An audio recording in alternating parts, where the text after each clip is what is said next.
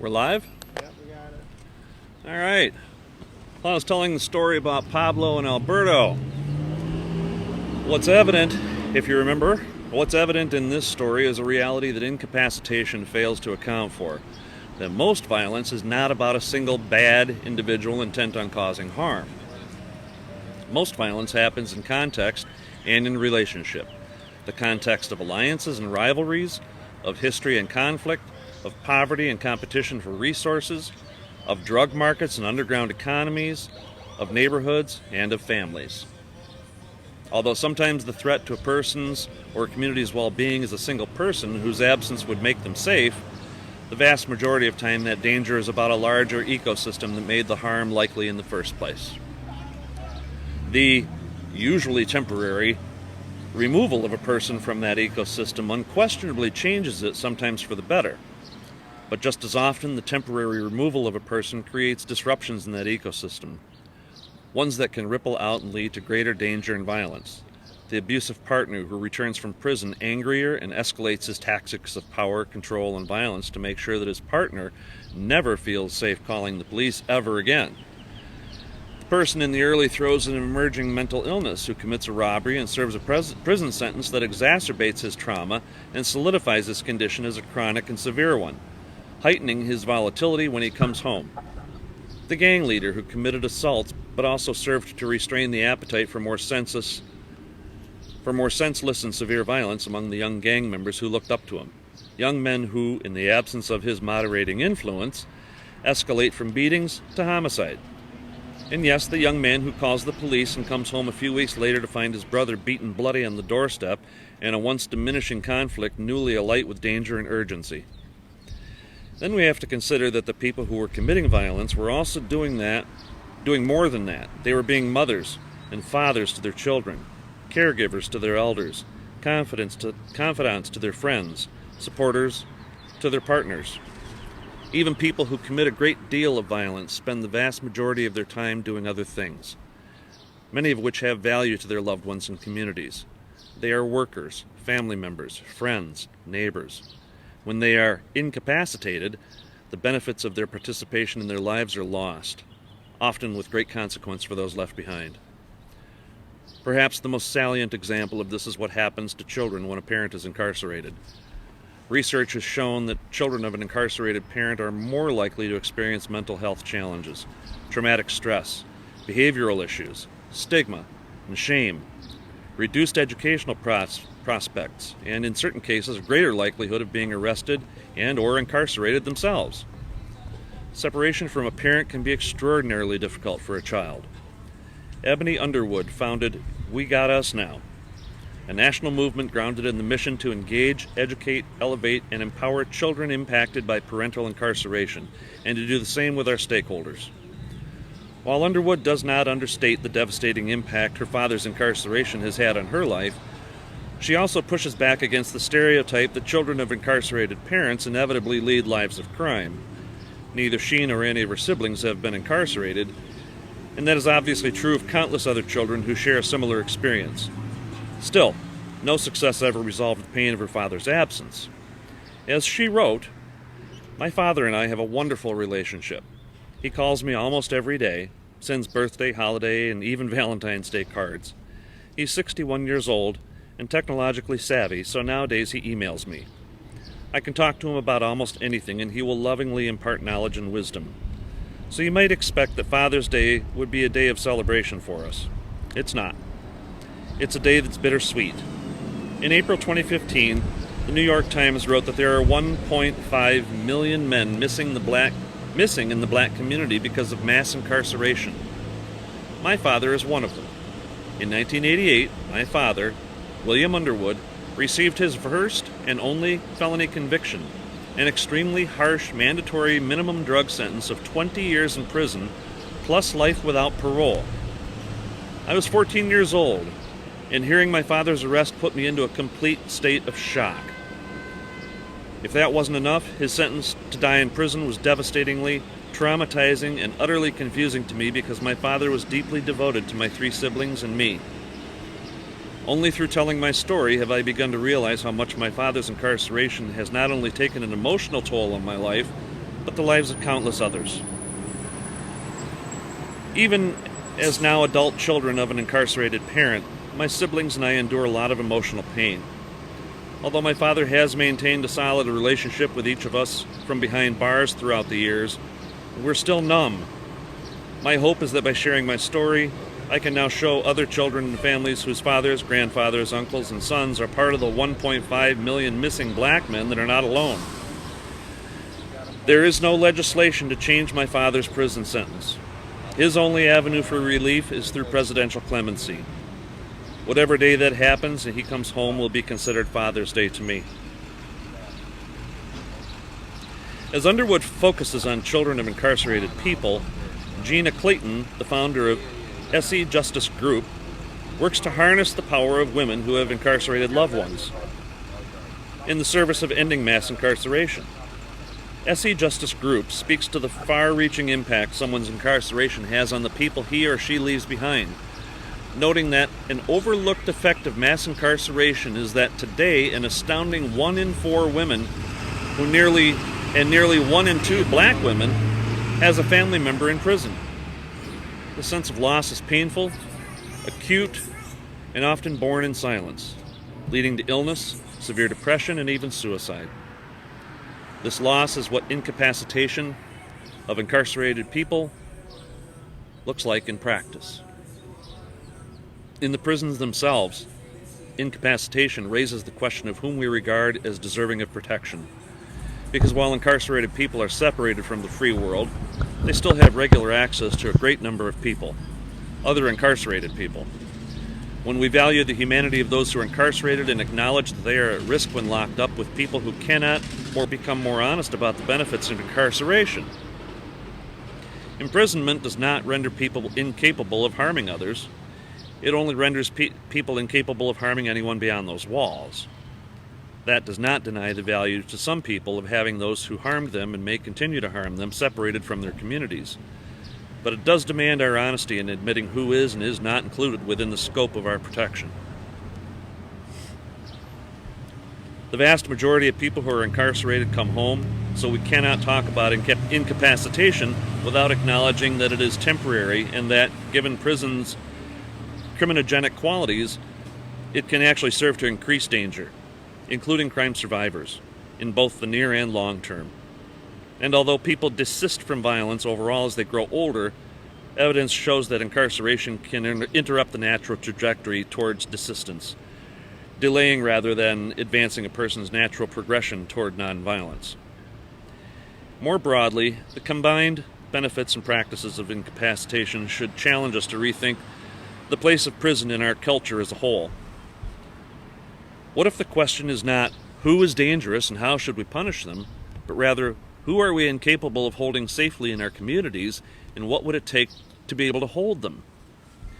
If we ask the question that way, it turns our attention away from our obsession with identifying the worst among us and toward strategies that support the development of community capacity to prevent and address harm. This reorientation still allows for the fact that there are some people whose presence among us makes us all unsafe. But it posits that the problem is not simply their inherent dangerousness, but rather the limitations of the tools available to us to contain or change their behavior. If that's the problem, the solution lies in developing more tools, not in eliminating the person we fear. Given what we know about the lasting, damaging impacts of incarceration, it is our obligation to minimize our use of it to the degree possible. The pathway there will not simply be about identifying who is the lowest risk and minimizing their exposure to punishment, but also about expanding the range of strategies available to hold more and more people safely in our communities. To offer an analogy to medicine, when a doctor estimates the deadliness of a medical condition, the severity of symptoms is certainly a factor, but what is far more significant in a prognosis is the availability of an appropriate treatment for the patient's condition. The question is not just how sick are they, it's also how capable are we of curing them. Doctors remain interested in the causes and symptoms of their patient's illness, but not simply as a means of identifying the extent of the sickness. They are interested because this understanding will help get the person well, and we will all be better as a result. These same doctors would concede that a quarantine sometimes works, but they also would insist that it is a highly unsophisticated tool. We know that if we as a society found ourselves indefinitely quarantining more than 2 million of our members on any given day, and if that number were more than 4 times what it had been just 30 years ago, we would understand it as a state of emergency, and we would turn our attention to developing other strategies. If only because we could not tolerate, practically or morally, the separation of so many of our loved ones for so long without trying to do something different. None of this is to say that our society is ready to do away with prisons today. Although they are limited in efficacy and dehumanizing to those incarcerated there, it would be irresponsible to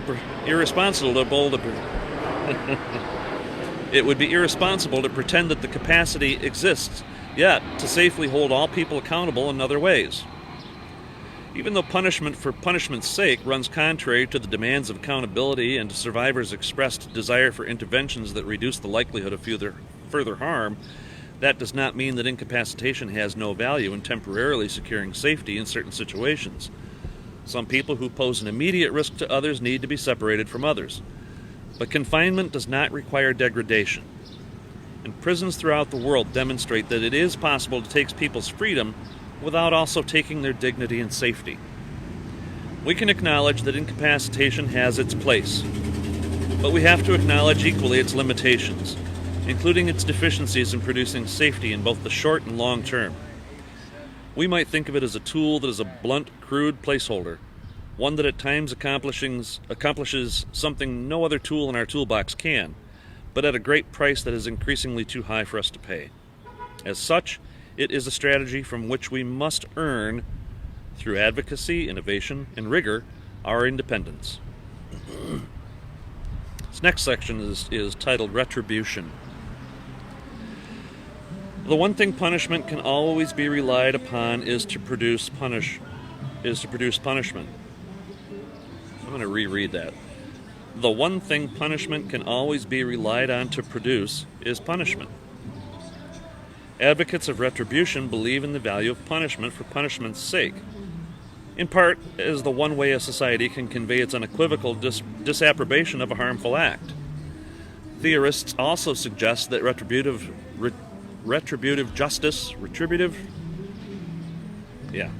justice can satisfy a society's desire for revenge, allowing the state to fulfill that emotional desire and thus resolving the individual's craving to do so outside the law. The problem is what happens when the retributive impulse runs contrary to the well-being of a society. What if incarcerating someone increases the risk to the public safety and fails to meet the needs of the person who survived the crime? To what degree do we do something for its own sake when its impact is harmful, including to those who were harmed in the first place? Even if the state's job is in some ways to displace individual impulses to seek revenge, the state is not required to do so in a vengeful way. Surely we can do better than a codified version of individual hatred, especially since we know that revenge fails to produce the kind of satisfaction we expect or hope it will in our moments of greatest grief and outrage. When we build policy that is based on an assumption of deficient morality in communities with high rates of violence, we betray a dehumanizing disrespect for the people who live there, who want the violence in their lives to stop more than anyone else does. But we also risk imposing strategies that run contrary to the very markers of morality that hold the community together, including humility, connection, mutual responsibility, and a prohibition against throwing anyone away. Retribution becomes more complicated when we recognize that those we are punishing are almost invariably also people we have failed to protect. Nearly everyone who commits violence has survived it. And while that in no way excuses their actions, it reminds us that state-conducted retribution for violence is carried out almost entirely against survivors of violence.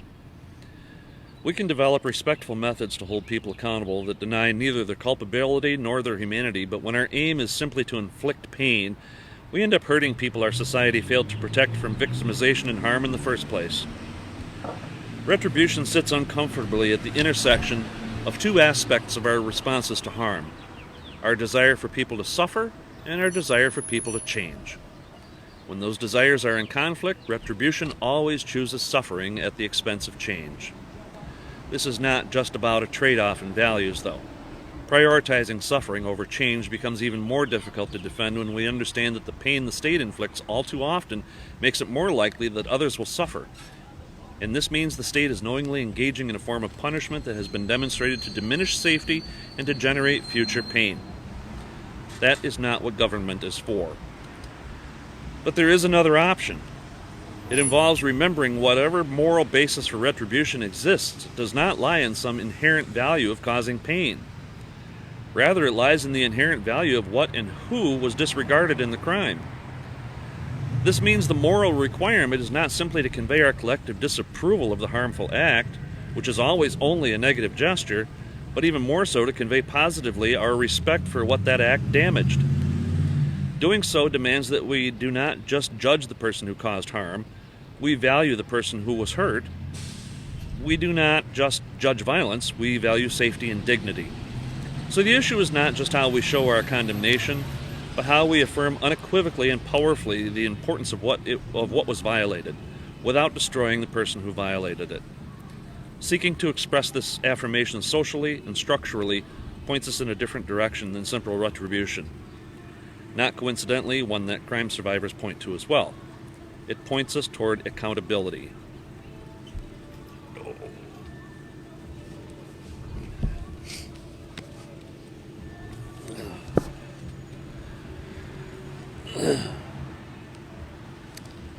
Chapter 3 of Until We Reckon by Danielle. The title of this chapter is In Praise of Accountability.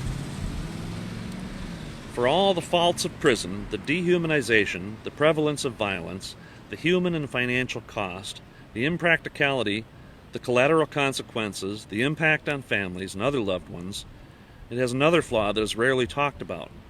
Prison is a poor vehicle for accountability. This may sound strange in a country that has equated punishment and accountability, but the two are not the same. When it comes down to it, being punished requires only that people sustain the suffering imposed for their transgression. It is passive. All one has to do to be punished is not escape. It requires neither agency nor dignity, nor does it require work. It is undeniable that we as a country are tough on crime, particularly if we use the word toughness to signify acts of aggression. But in essential ways, prison lets people off the hook. No one in prison is required to face the human impacts of what they've done, to come face to face with the people whose lives are changed as a result of their decisions, to own their responsibility for the decisions and the pain they've caused, and to do the extraordinarily hard work of answering for that pain and becoming someone who will not commit that harm again. While incarcerated, people are brutalized, but they are also systematically protected and excused from all those human burdens. Prisons render the most important kinds of human reckoning nearly impossible. It is my belief that when we hurt people, we owe something, and one of the things we owe is to face what we have done. In that sense, when it comes to demanding that those who have committed wrongdoing pay that debt, there is nowhere softer on crime than prison. Our criminal justice system at once inflicts harms in ways that are inconsistent with human dignity and safety, and at the same time is built precisely to excuse people from the obligations that do arise from hurting people. When I was in my early 20s, I was teaching creative writing in a federal prison. With all the passion, commitment, hubris, and entitlement of a young white woman committed to changing the world. While I was there, I did something that I later learned was a widely recognized faux pas. I asked everyone what they did to get locked up. And the answers I got were like, I caught a case. I got hit with, I got slammed for, the DA did this, my lawyer did that, this snitch. All of the answers were in passive tense. None exhibited real agency. It took until what might have been the 100th person I asked before I got a response in the simplest past tense. I killed a man. And it was when the man said that in no uncertain terms that I noticed the passivity and lack of responsibility in all of the other answers I had heard. That's not because the people I asked were bad people. It's not even because they were not remorseful. It's because the criminal justice system is like kryptonite to accountability. If you are among the people who get caught for what you do, the one person who is formally on your side is your defense attorney. And the first thing that lawyer tells you to say, if you have an attorney who is good at the job, is not guilty. So from the outset, those who have your interest at heart, those who see your humanity more than others do, those who have heard your whole story, stand on the side of denial. And then the process continues until almost invariably in our system, you take a plea. Almost invariably, this plea will be to something other than what you did, usually something less, though at times something more or just different. For instance, if you robbed someone and made a bargain with the prosecutor, you might take a plea to attempted robbery even though you did more than attempt it. Similarly, if you and a friend robbed someone and your friend had a gun that you did not know he had, you might take a plea to armed robbery even though the gun was not yours and was never in your possession.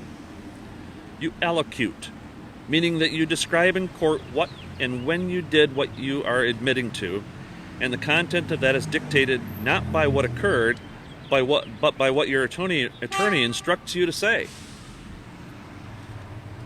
given the parameters of the plea you have negotiated. And then you go to prison, where virtually no one talks to you about your crime, not the corrections staff, not the other incarcerated people, often not even your family on the phone or during visits. You may choose, in that context, to maintain your innocence. At the very least, you may deny or minimize or just obscure your guilt. And then you come home.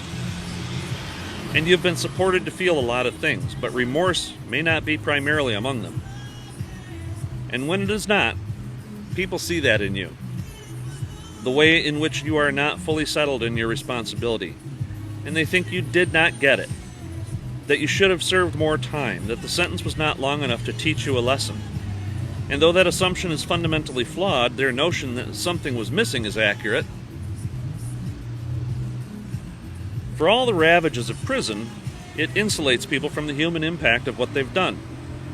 While it is my belief that the people who commit harm do not belong in cages, should not be beaten, should not be sexually assaulted, should not be separated from everyone they've ever loved, it is also my belief that if we hurt someone, we have an obligation to face that pain, to face the person who felt that pain, to answer their questions, to hear how it affected them and their loved ones, to sit in that fire.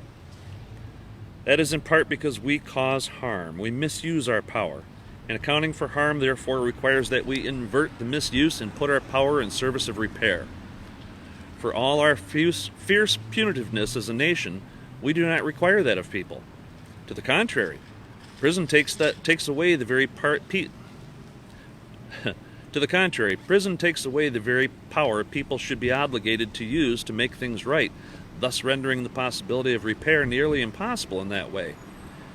In that way, we let people off, and we let them off from exactly the thing the survivors of their crime need most. It is hard to apprehend the full scope of what we have lost as a nation by allowing punishment to displace accountability. And although no new future ever erases history, we still have the opportunity to reverse that displacement, to claim what we have given up and what has been taken from us, and to begin the work of building the accountability-based culture we all deserve. Often, people who recognize the harms caused by punishment seek to replace it with mercy. While mercy may have a central place in judgment, on its own it is not an adequate substitute for punishment. Mercy alone often fails to acknowledge the suffering of those harmed, or to take seriously the responsibility of those who caused that pain. That is in part because mercy is not precisely about the people who have caused harm at all. It is about those of us in a position to determine what should happen to him. This is not an argument against the need for mercy. Mercy is essential. Mercy is essential. But we must be clear about what mercy is and isn't, and what it can and can't do. Most simply, mercy is compassion or forbearance shown especially to an offender or to one subject to one's power. It is fundamentally about the choices available to those in a position to punish. As Brian Stevenson, one of the prophets of our time, teaches us, there is a strength, a power even, in understanding brokenness, because embracing our brokenness creates a need and desire for mercy, and perhaps a corresponding need to show mercy. When you experience mercy, you learn things that are hard to learn otherwise. You see things you can't otherwise see, and hear things you can't otherwise hear.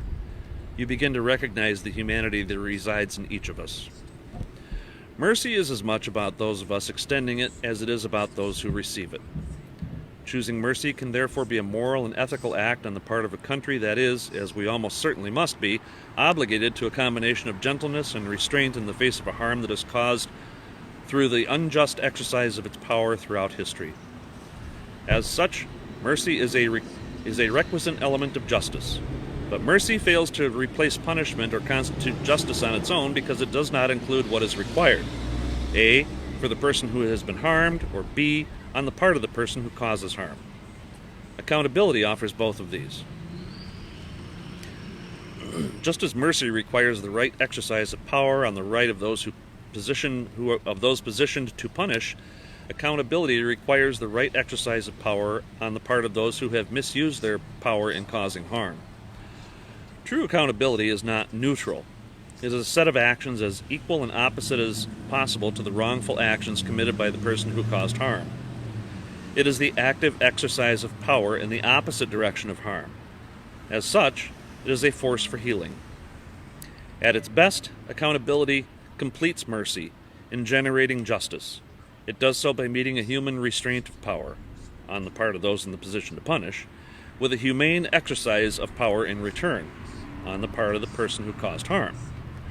Justice, then, exists when all parties exercise their power in a way that is consistent with the humanity of everyone involved and in the interest of the greater good.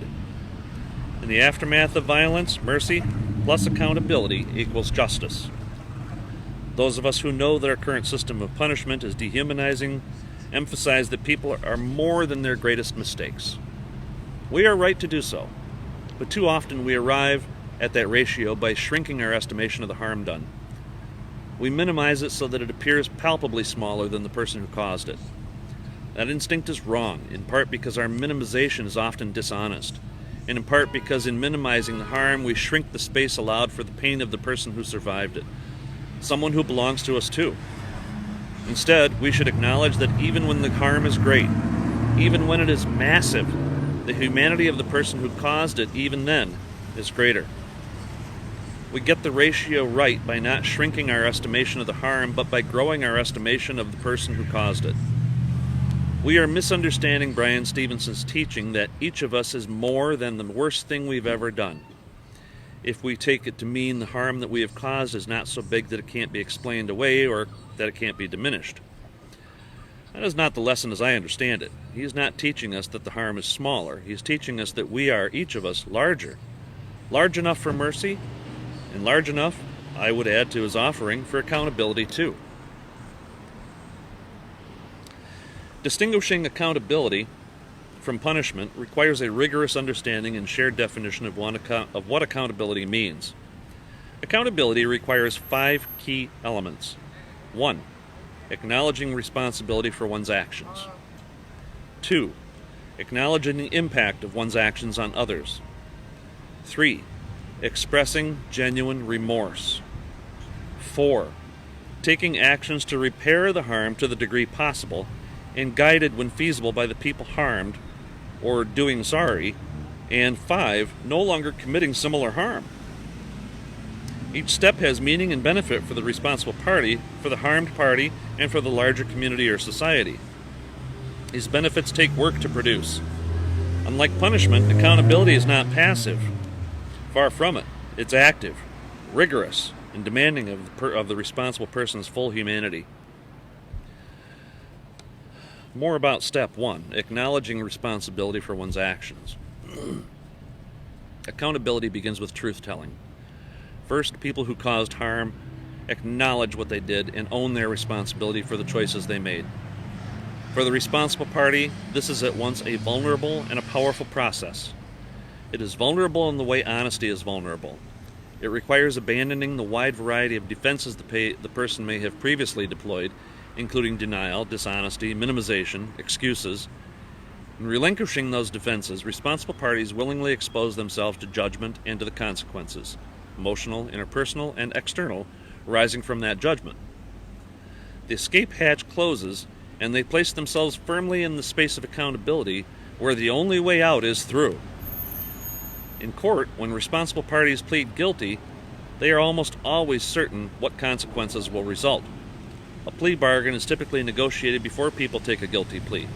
So in telling whatever portion of the truth they tell in court, they know precisely what the price will be. The same is not true in an accountability process between people, whether that is a formal restorative justice process or a less structured interpersonal one. Telling the truth is an act of moral integrity, a relinquishing of a certain kind of control, even a leap of faith. And the outcomes that may arise are potentially vast and not yet settled, because it is the process of accountability itself that will determine them. In a culture where we so often associate protection of ourselves and others with secrecy and even deception, and where we can have so few models for meaningful accountability, this exposure can be terrifying. Truth-telling trades the relative certainty of denial for the uncertainty of repair. While denial offers no future transformation, repair does. Hey, Bobby! The choice to shift from one to the other is nonetheless often chilling for responsible parties. Parallel to that vulnerability which relinquishes one kind of power is an equal assumption of a different kind of power. Anything to anyone whose roots are in dishonesty is never firmly planted. To deny our actions, we must deny both the truth and our own agency. We do that mostly because of shame and fear. We are ashamed of what we have done and afraid of the consequences we will face for having done it. In telling the truth, responsible parties stand up to shame and fear in a place of their own power. Some might call it love. It's the first step toward embodying the reality that they are more than the thing they have done. This becomes possible because acknowledgement of harm is also an acknowledgement of the responsible person's own agency. They are not passive, not invisible, not absent, not no one or nothing, not only someone to whom something was done. They are someone who did something. And people who did things are people who had and have power. The power to make choices and act on those choices. That power is a dimension of the responsible party's humanity. And it is that very same power that they will draw on to make things as right as possible. Someone who did something wrong is also someone who stands to make something right, because those actions draw from the same source. Someone in denial has no pathway to repair. Acknowledgement at once claims and creates one's potential to walk that road. This truth-telling that marks the inception of accountability is also essential for the survivors of harm. For survivors who have great clarity about what happened to them or their loved ones, and the responsible party's denial can feel deeply offensive, enraging, disrespectful, and dishonoring of those harmed. For survivors whose experience of the harm is more muddled, denial can induce all of that and more. It can shake their sense of certainty about what took place, a certainty that is already vulnerable in the distortions in memory caused by trauma itself. In doing so, it can feed their sense of self-blame. If they are sure only about their own actions but not the other person's, it becomes all too easy to focus on what they themselves did and didn't do. In the aftermath of harm, survivors need to relocate responsibility somewhere.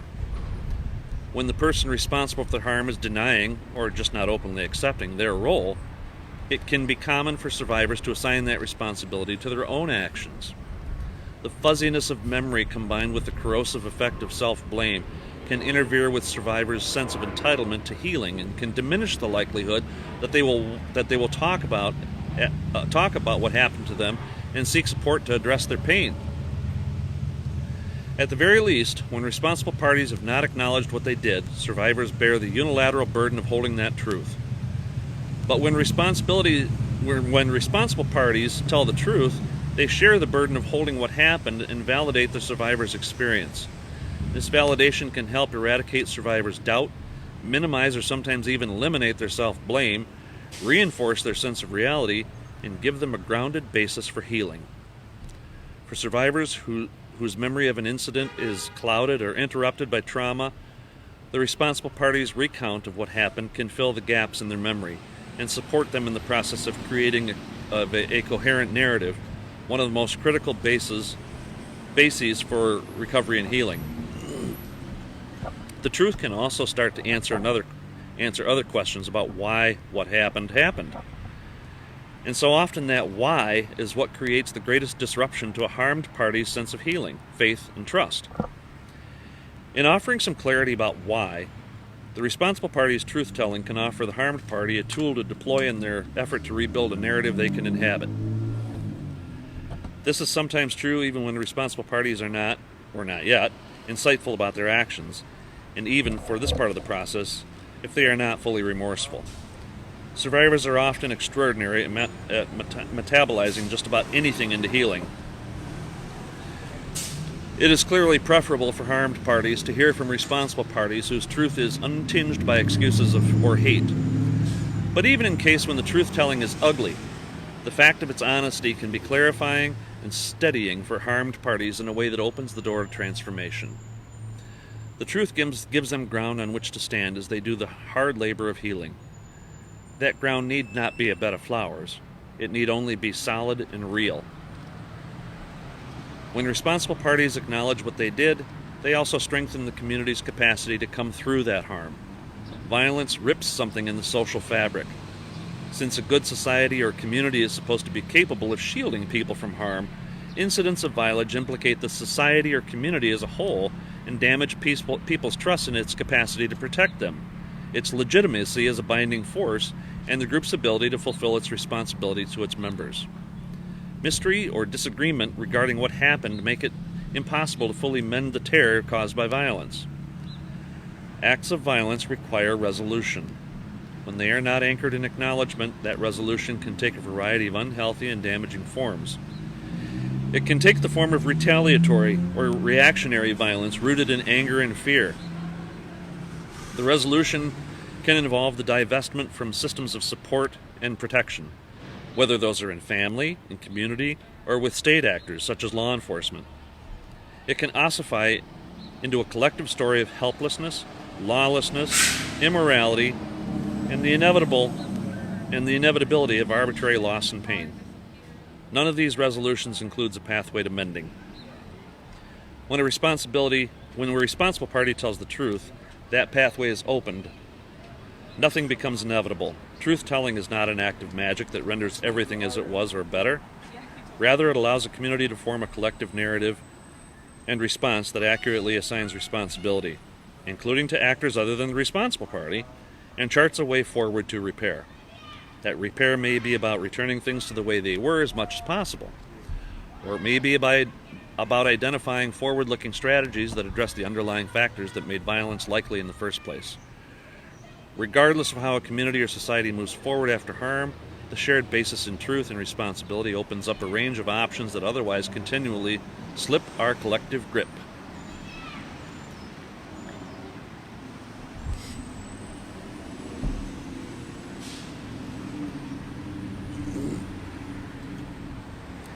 Step 2.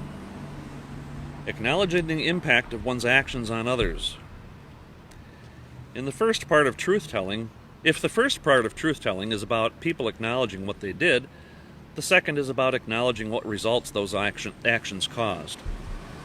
While the first opens the floodgates, this part is often the flood.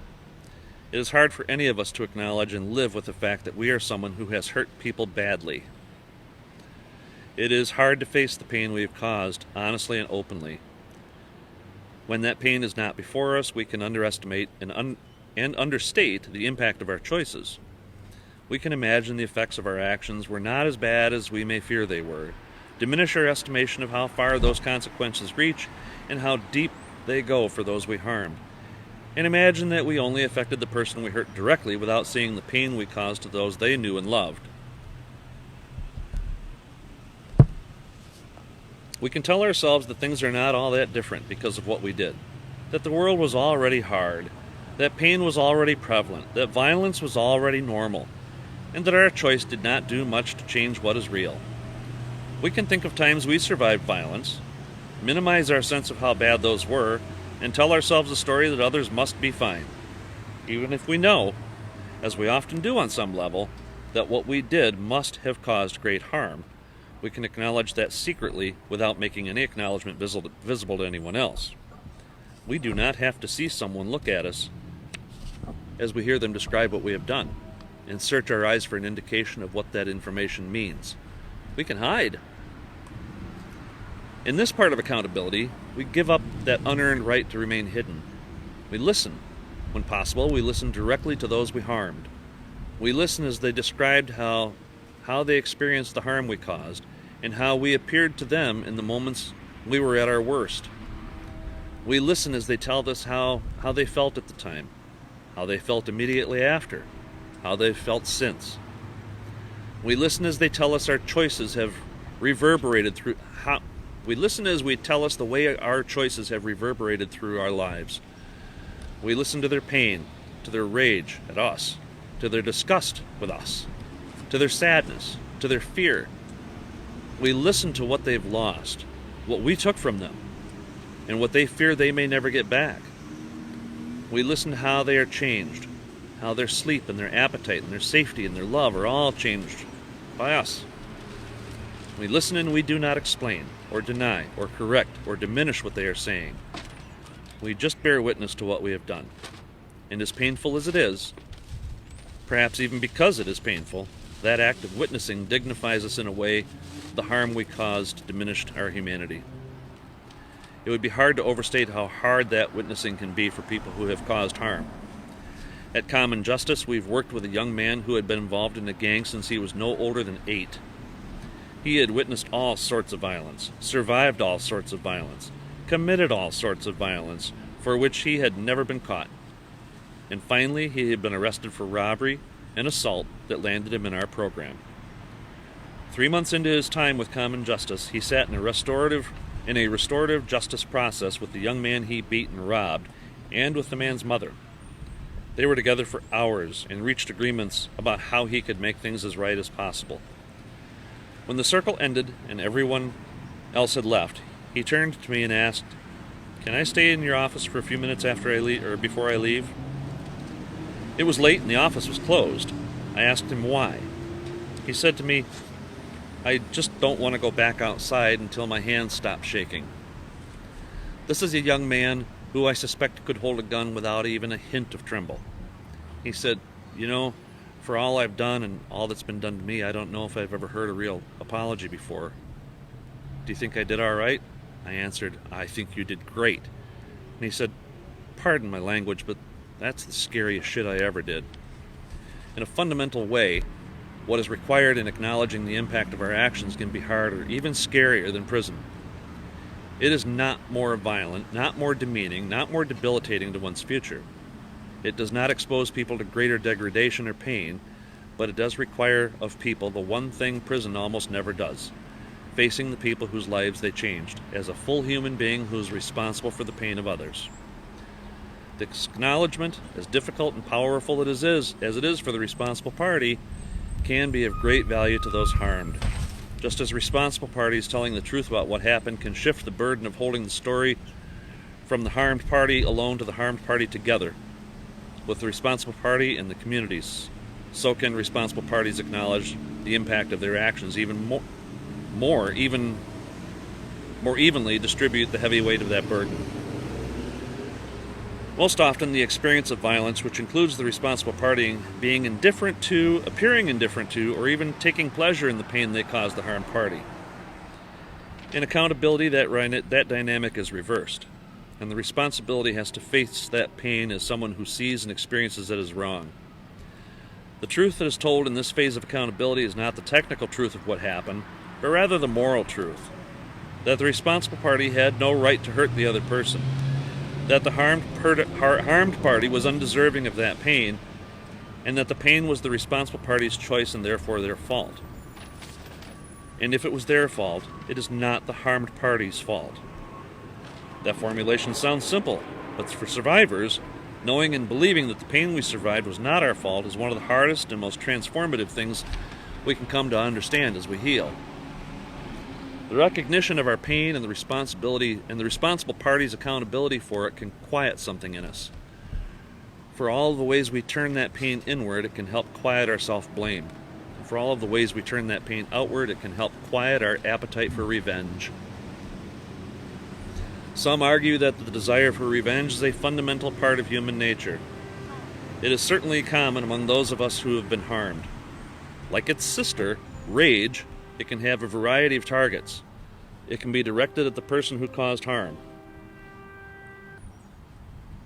Hello? Hi. I'm still reading. Yeah. And I shouldn't be on the phone if I'm on camera. Bye.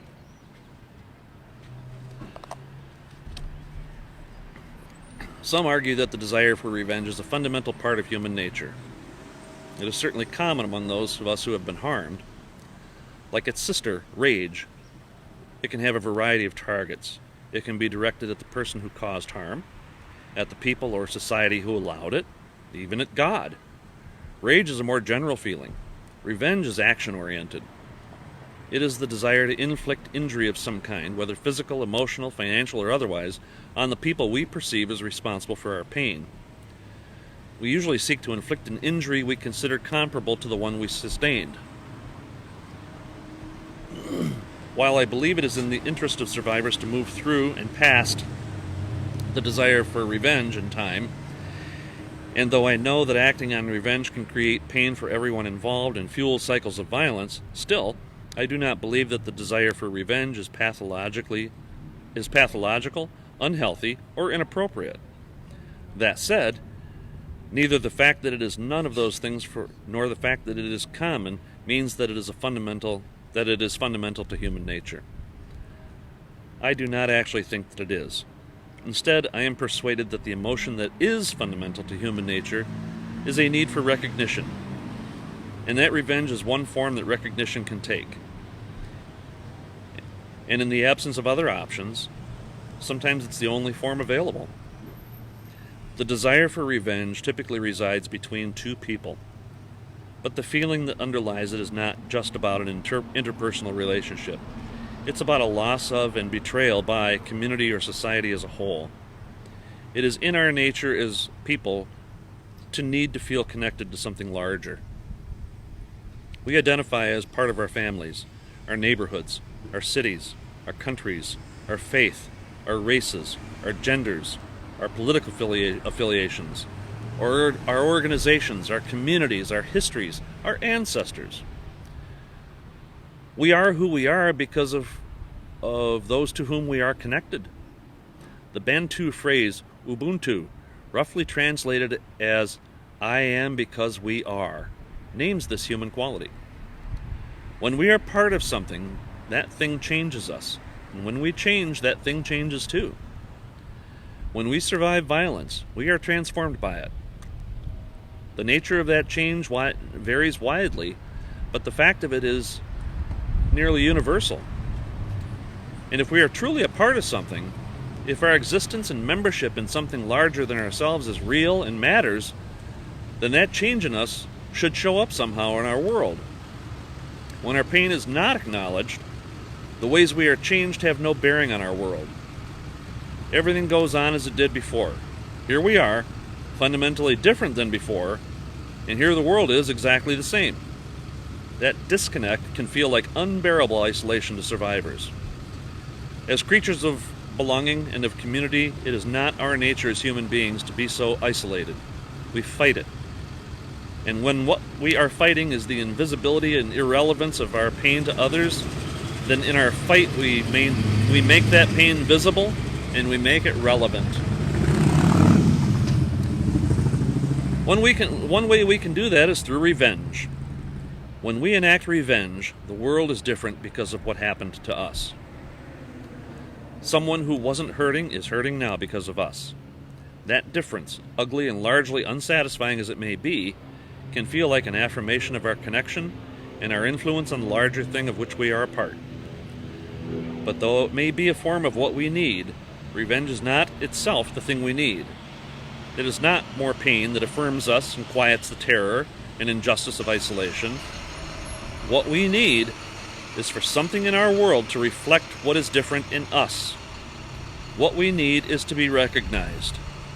As so many characters in movies say before carrying out retaliatory violence, "You see me now." Revenge is in part an inescapable demand to be witnessed. The fundamental need, human need, that can manifest as revenge, particularly when it is otherwise unmet, is the need for recognition. Recognition affirms our membership in something bigger than ourselves and our importance to that larger group. It affirms that when we are different, so too is the world. And in that way, recognition combats our isolation and the legitimate terror that accompanies it. When that recognition comes from the responsible person, and especially when it is witnessed by community, it can fulfill the need that underlies the desire for revenge, and can, not always, but often, release survivors from it. In serving as a reflection of and contributor to connection in this way, responsible parties' acknowledgement of their actions' impact can form the basis for the mending of a community, or a basis for the mending a community must do in the aftermath of failing to protect one of its members. Just as the responsible party's acknowledgement reflects the interconnectedness of people, the community affirms its potential role in healing that pain and in transforming the conditions that made the pain possible in the first place. Step 3. Expressing genuine remorse. Acknowledging the impact of one's actions does not in itself include recognizing the wrongfulness of those actions. That is where remorse comes in. Remorse is the sense of self-reproach, guilt, or distress arising from the wrongs one has committed. It is an acknowledgement that one was wrong, and at its best, that one is indebted as a result. Professor Pumla Gobodo Madikizela, who served on South Africa's Truth and Reconciliation Commission, has described remorse this way. Empathy is why a perpetrator can rise beyond guilt and shame to touch that place of remorse, which is a very vulnerable place. There, a perpetrator has to recognize their own brokenness, because for them to have violated and dehumanized a victim, they had to dehumanize the self first. They rendered themselves inhuman in order to conduct their terrible deeds. So remorse is a recognition of deep human brokenness, and it is also the possibility, the place where it becomes possible for the perpetrator to reclaim their rights to belonging in the realm of moral humanity. In its overall place in the larger process of accountability, the expression of remorse is a critical part of the inversion of power that accountability requires. It is, to put it simply, a way for a responsible party to use his or her own power for good. And because it is an exercise of power, it is rooted in agency, which in turn is rooted in the responsible party's persistent and always reparable humanity. It is an act of human grace. Hi! Hi. How's it going? Great, how are you? Good. Good. It is an act of human grace and of goodness. Or as Godobo Madikizela puts it beautifully, how does the other present their humanity? Through remorse. Remorse is a truly human phenomenon. Remorse cannot be evil. Remorse belongs to the world of accountability in ways it does not belong to the world of punishment, no matter how much our voracious appetite for punishment compels us to try and fit it in there. Central to the problem with punishment is that it is inherently something that is done to us by someone else. One way we can approach being punished is to no longer engage in the behavior that resulted in our punishment. But we can just as easily continue that behavior and merely work to ensure we are not caught.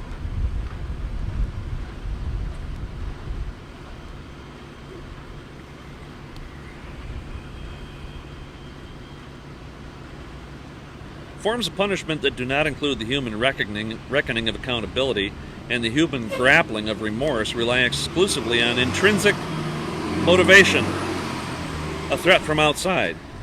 One of the effects of accountability is to help foster people's intrinsic motivation, which manifests in part as remorse. Intrinsic motivation is always a more reliable driver of positive behavior than anything extrinsic. Because although we can sometimes escape the police, we can never escape ourselves. The nickname of one of Common Justice's first participants before he came to us was the Enforcer, and not for enforcing high ethical standards. When he graduated, I was not sure whether he would continue to behave as he had with us or revert to his patterns before he started the program. So I asked him. We were walking back from court where the felony charges against him had just been dismissed, and I asked, now that the threat of prison is no longer hanging over your head, are you just going to go back and do the same stuff you used to do? He said, nah. He was never much of a talker. I asked him to be more specific. He looked me straight in the eyes and said, no. It's just that, you know? And he pointed to his heart.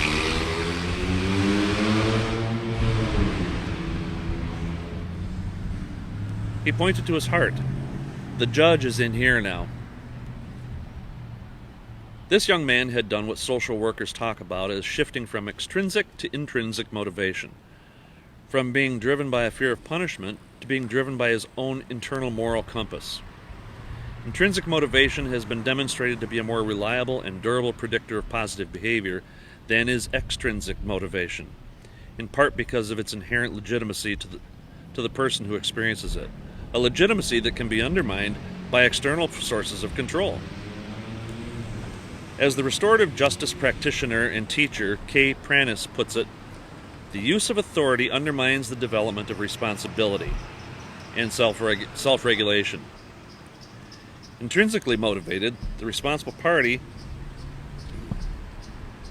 in this case, was not motivated just by a desire to stay out of jail, but by wanting to feel at peace with himself, to go to sleep at night with a clear conscience, to be proud, to live in line with his values.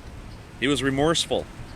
In that remorse, he was answering to himself, and when a person becomes someone who answers to himself, it means that he is never beyond the reach of the force that keeps him living an upright, ethical, and meaningful life. There's like nobody here. I'm getting rained on. Taking a break.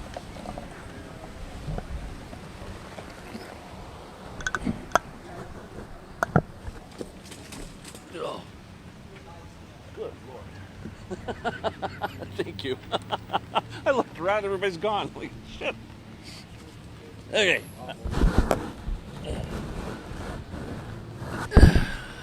Shall I continue? Yeah. Well, Anybody staged and poised, ready to jump in here? it's gonna. You want to be done reading? We can just stop it and then we'll start it up where. Yeah, let's stop there because I just got to step 3. Yeah, I did 42 pages, not bad. Nice. Thank you.